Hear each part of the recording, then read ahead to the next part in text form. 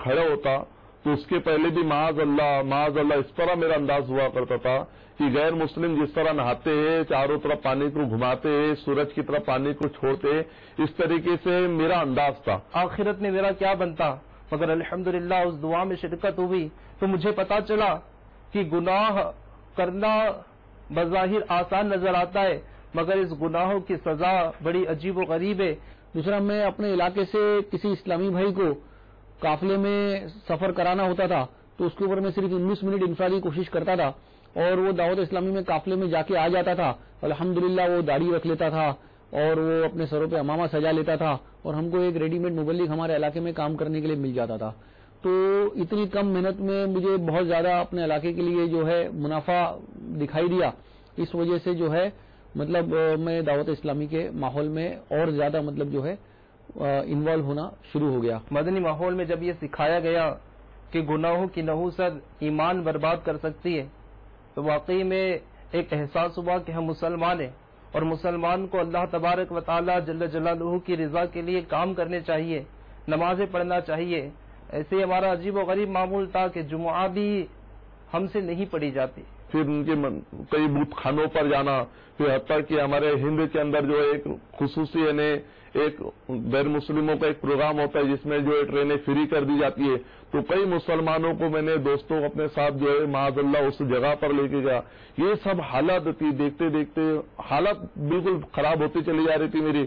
جب گھر میں میرے والد صاحب نے میرے اس حال دیکھا کہ اس طریقے سے چلا جاتا ہے تو والد صاحب نے جو ہے میرے اس کام کو چھوڑا کر، یعنی میں جو فیبریکیشن کا کام کیا کرتا تھا اس کام کو چھوڑا کر جو ہے اپنے ساتھ رکھا۔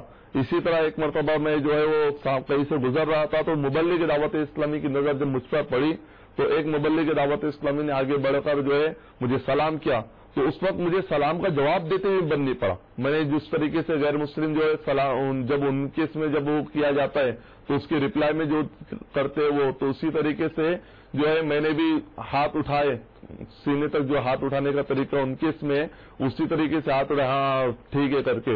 اس نے مجھ سے انفرادی کوشش کی، اس نے بہت نہایت نرمی کے ساتھ میرا نام پوچھا، میں نے اپنا نام بتایا، اس نے پوچھا کہاں رہتے، میں نے کہا کہ میں یہاں پہ رہتا ہوں۔ تو اس کے بعد اس نے مجھے سمجھایا کہ الحمدللہ رب العالمین دعوت اسلامی کا جو ہے مسجد خواجہ غریب نواز مومن پورہ بوریا پورہ کے اندر جو ہے اجتماع ہوتا ہے، آپ وہاں پر تشریف لے کر آئیے۔ پھر میں امیر اہل سنت حضرت علامہ مولانا محمد الیاس اتار قادری رضوی ضیائی دامت برکاتہم عالیہ کی میں نے کیسٹ سنی، آڈیو کیسٹ، تو میں بیان سن کر بہت متاثر ہوا۔ بیان کے اندر جو انداز تھا امیر اہل سنت کا وہ یہ تھا کہ آپ سرکار اعلی حضرت امام اہل سنت، کیونکہ اعلی حضرت رضی اللہ تعالیٰ عنہ سے میں بہت مجھے محبت میں کرتا تھا، اور اعلی حضرت کا جب نام آتا تھا تو میں بہت خوش ہوتا تھا، میرا دل پہلے سے ہی یہ معاملہ تھا۔ تو اعلی حضرت کا جب انہوں نے نام لیا اور کنز الایمان شریف کا جو تعارف جس القابات کے ساتھ اعلی حضرت کو انہوں نے پیش کیا تو میں بالکل خوش ہو گیا، اور میں بولا کہ یہ ہستی ایسی ہے کہ جو سرکار اعلی حضرت کے مسلک کو اس طریقے سے عام کر رہی ہے، ان کے پیچھے اپنے کو ہو جانا چاہیے۔ الحمدللہ اس اجتماع کی برکت سے یہ سعادت حاصل ہوئی کہ اس دن اپنے سارے گناہوں سے ہم نے توبہ کی، اور وہ مبلغ دعوت اسلامی جنہوں نے ہفتہ واری اجتماع کی کالج میں دعوت دی تھی ان سے ملاقات ہوئی، انہوں نے ذمہ دار سے بھی ملاقات کروایا۔ بڑی خوشی ہوئی کہ سبحان اللہ کتنا پیارا ماحول ہے، کتنا بہترین ماحول ہے کہ یہاں پر اتنی محبت دی جاتی ہے، اتنی شفقت دی جاتی ہے، اور انہوں نے الحمدللہ ہاتھوں ہاتھ مجھے امیر اہل سنت کی بیعت میں بھی الحمدللہ امیر اہل سنت کا مرید بنا دیا۔ میں بڑا خوش نصیب ہوں کہ میں امیر اہل سنت کا مرید ہوں۔ الحمدللہ میری زندگی کیا تھی، میرے امیر اہل سنت کے فیض سے اللہ کا کرم و احسان ہوا، میری زندگی سنور گئی۔ فیضان سنت اور کتابچے جو امیر اہل سنت کے ہندی میں بھی موجود تھے، تو جن اسلامی بھائیوں کو اردو نہیں آتی تھی وہ ہندی کے اندر پڑھ کر کے بیان بنا لیتے تھے، ہندی میں پڑھ کر کے درس دے لیتے تھے۔ اس طرح مطلب مجھے کوئی مشکل نہیں آتی تھی کہ عام اسلامی بھائی بھی اس کام کو آسانی سے اپنا سکتا تھا۔ تو اس طرح جو ہے ہمارے علاقے میں کام بڑھتا گیا۔ اب الحمدللہ عز و جل ہمارے علاقے میں جو ہے جشن عید میلاد النبی کا جلوس نکلتا ہے دعوت اسلامی کے زیر اہتمام، اس کے اندر مطلب کئی شرکاء الحمدللہ ہوتے، خوب دھوم سے جلوس نکلتا ہے، اور 12 ربیع النور شریف کے اندر لائٹنگ کی بہاریں ہوتی ہے، بیانات کی بہاریں ہوتی ہے، اور وہ جیسا ماحول جیسا بمبئی میں تھا ویسا الحمدللہ عز و جل ہمارے علاقے میں بھی مطلب ہو گیا ہے۔ جس میں مطلب جو ہے دین کی باتیں ہوتی ہے.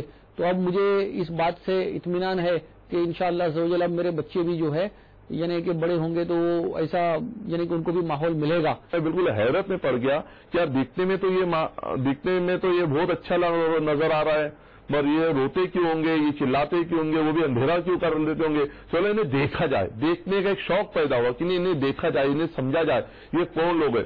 پھر میں نے اس کو کہا کہ تم میرے ساتھ چلو، تو کسی طریقے سے اس کو میں نے منوا لیا.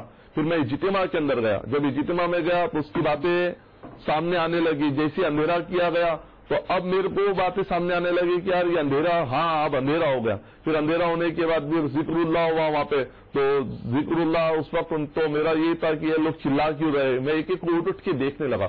پھر اس کے بعد جو ہے وہ دعا کی گئی. اب جب دعا ہو رہی تھی وہاں پہ تو دعا کے اندر کئی لوگ رو رہے تھے. تو میں ایک ایک کے چہرے کی طرف دیکھنے لگا، یار یہ کیوں رو رہا، یہ کیوں رو رہا، یہ کیوں رو رہا، یہ کیوں رو رہا. اور میں الحمدللہ پہلے ہی سے سرکار مفتی اعظم ہند رحمت اللہ علیہ کا مرید تھا، لیکن سرکار مفتی اعظم ہند رحمت اللہ علیہ کا نومبر 81 میں آپ نے دنیا سے ظاہری پردہ فرما دیا. اب آپ جب دنیا سے تشریف لے گئے تو پھر مطلب یعنی کہ ماحول مطلب پیر و مرشد کی ملاقات نہیں، اور ایک دم یعنی ماحول سے میں کٹ گیا اور اس طرح کا تھا کہ میں ماڈرن ہو گیا اور شرٹ پینٹ جو میں نے ابھی آپ کو بتایا اس طرح کے ماحول میں چلا گیا. اب جب میں نے یہ باتیں سنی تو میرے دل میں مطلب خوشی پیدا ہوئی کہ میں بھی کاش اس ماحول سے وابستہ ہو جاؤں. پھر میں جب بمبئی جا کر دیکھا تو وہ میرا دوست سے جب ملاقات ہوئی میں نے دیکھا کہ وہ تو واقعی امامہ، چادر اور اس کے چہرے پر داڑھی، اور مطلب وہ سنتیں بتا رہا ہے اور بیان کر رہا ہے، یہ کر رہا ہے. میں ایک دم مطلب بہت متاثر ہوا کہ واقعی. اور پھر میں اجتماع میں گیا تو وہاں متاثر ہوا. دوسرا مدنی چینل کی الحمدللہ عز و جل اس کی بہار ہے تو ایسی ہے کہ میں اپنے بچے جیسے بڑے ہو رہے تھے تو مجھے یہ مطلب ضرورت محسوس ہو رہی تھی کہ میں روزانہ جو ہے ان کی 2 گھنٹہ تدریس کروں، ان کو بیانات کروں، ان کو سمجھاؤں، ان کو دین سکھاؤں. مگر مجھے کاروباری مصروفیت کی وجہ سے اور تنظیمی مصروفیت کی وجہ سے وقت اتنا نہیں مل پا رہا تھا. یہ کمی کو میں اپنے آپ میں محسوس کر رہا تھا. لیکن الحمدللہ عز و جل مدنی چینل کے ذریعے گویا 12 گھنٹے میرے گھر میں جو ہے بچوں کی اور بچوں کی امی کی تدریس کا معاملہ ہو گیا ہے. اب تو یہ معاملہ ہو گیا ہے الحمدللہ عز و جل کہ کئی باتیں جو ہے بچے اور بچوں کی امی جو مدنی چینل پہ دیکھتی ہے ان کے ذریعے سے مجھے جو ہے سیکھنے ملتی ہے. پہلے جو میں سکھانا کی پوزیشن میں تھا اب الحمدللہ عز و جل ان کے ذریعے سے میں کچھ سیکھ لیتا ہوں. تو یہ مدنی چینل کے فائدے ہیں. مدنی چینل دیکھتے رہیے اور اپنے گھر میں مدنی ماحول بناتے رہیے. یہ ایک بہت بڑا فورس ملٹی پلائر ہے. آپ کے لیے جو ہے بہت آسانی سہولت ہو گئی ہے کہ گھر کے اندر جو ہے مطلب ہمارے غیر موجودگی میں بھی جو ہے ماحول بنتا رہے گا. اسی مدنی ماحول کی برکت سے انشاءاللہ ہمارا دونوں جہان کے اندر بیڑا پار ہوگا انشاءاللہ. میٹھے میٹھے اسلامی بھائیوں، مدنی چینل یہ الحمدللہ عز و جل اپنی بہاریں لوٹا رہا ہے.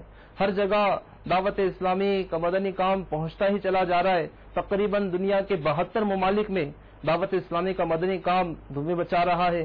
بحمدہ تعالی مدنی چینل کے ذریعے بڑی برکتیں نصیب ہو رہی ہے، لوگوں کو علم حاصل ہو رہا ہے.